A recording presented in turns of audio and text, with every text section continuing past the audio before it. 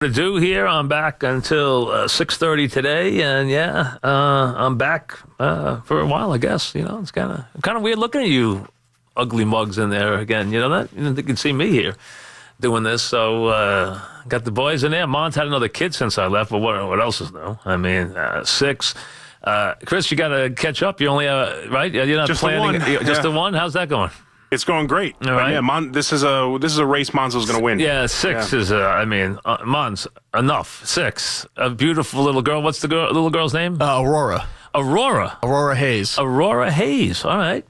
That was my grandmother's maiden name, Matilda Hayes, on my mother's side. Matilda Hayes. So Aurora Hayes. All right. Now, that's Hayes, not Haze, right? Correct, yes. I would hope so. Okay. With you, I don't know. That's why I wanted to, Kevin Hayes is the Ranger. Well, that's why I didn't know with you whether that would be the case. Okay. I mean, if you would actually come back weeks ago, it would have been Francesa Monzo, but... Life's weird. It really is. Sometimes you just never know. I mean, really, I see the calls up here. Who should be the first caller? Mons, I'm going to let you pick it. I'm not going to pick it. I'm going to let you... say who. I see the board. I'm going to let you pick the first caller back. Go ahead. You can do it. We'll just throw him bone. We'll do Ira. All right, go ahead. Let Ira go. Ira got his quarterback. Let him go. Ira, how are you?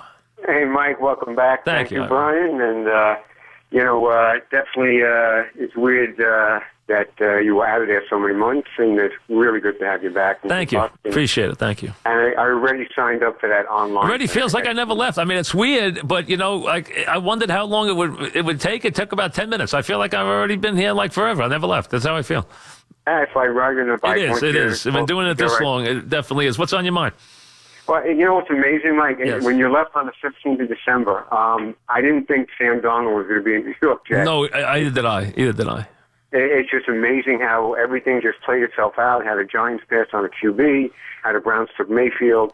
And, you and I spoke, and not this year, but the year before. Right. How if things worked out, that's the guy you want to go. Well, remember, the talk was about tanking for him. Remember, the whole talk last year was about tanking for to get a chance to get him.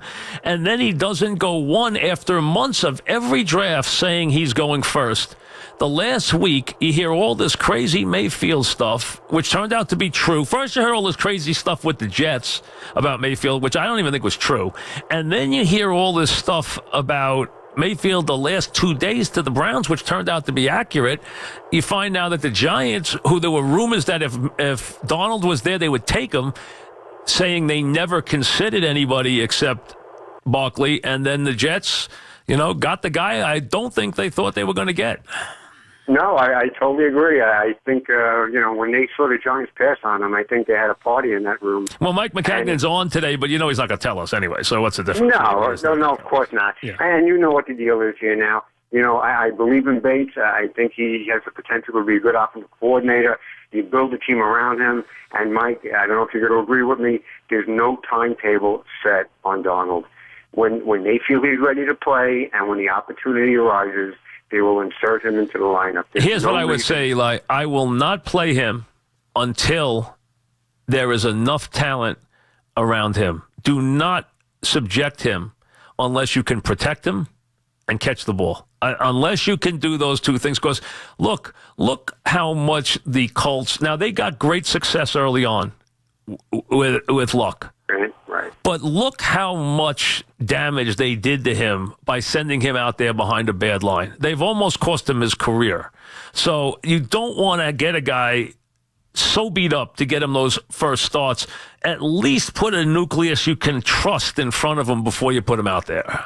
Right, and I think that's what they'll gauge the first 4 to 6 weeks of the year, and then we'll see where we're at. If they get to the midpoint, if they're in a playoff hunt, so be it. If not, I'm sure about November, Thanksgiving time, if, like you said, the offensive line is holding up and he's ready, they'll put him in.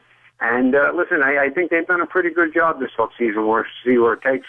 But, bottom line is they got their franchise quarterback. I believe he was the best quarterback. I think he's the best. I think the Jets are going to be talking about this draft and that move up for a very long time. I think he's going to be, I've said it from the beginning, he reminds me of Ben Roethlisberger. He makes mistakes like Ben Roethlisberger. He makes big plays. He keeps plays alive. I've watched him a lot, both years he played. Everyone loved him the first year. The second year, he did not play behind a good team, and he also made a lot of mistakes himself because he tried to do too much, which guys like that are going to do. But this guy loves the game. His teammates love him, and he's a football guy. He's a worker.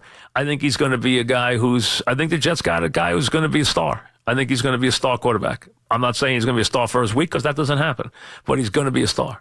I really believe that. I think he's going to be a tremendous, tremendous player. Frank in Jersey. What's up, Frank? Hey, Mike. What's going on? What's happening? Thank you.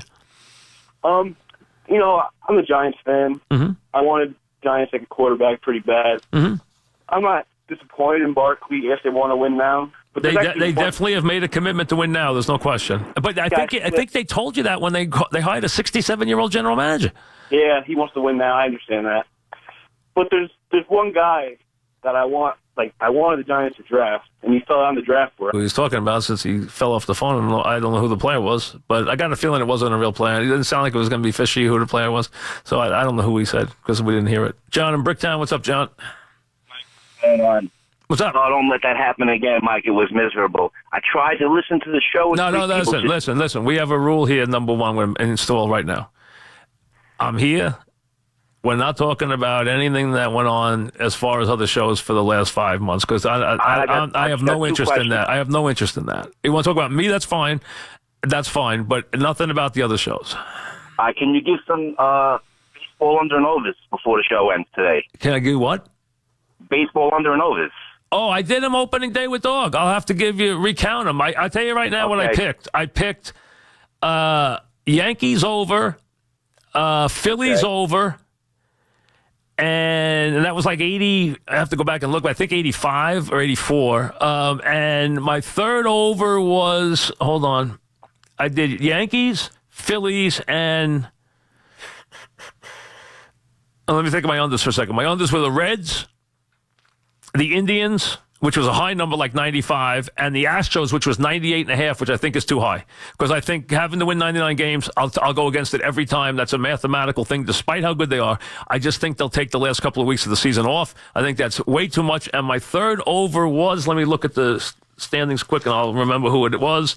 It was...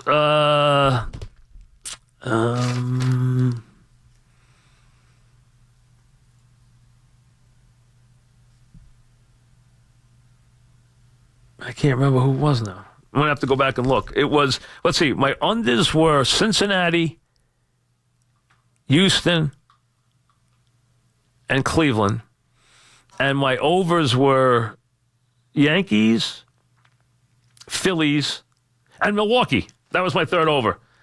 My Milwaukee was like 85, 84 and a half, 85. That was my third one. So Milwaukee, Philadelphia, and the Yankees were the overs.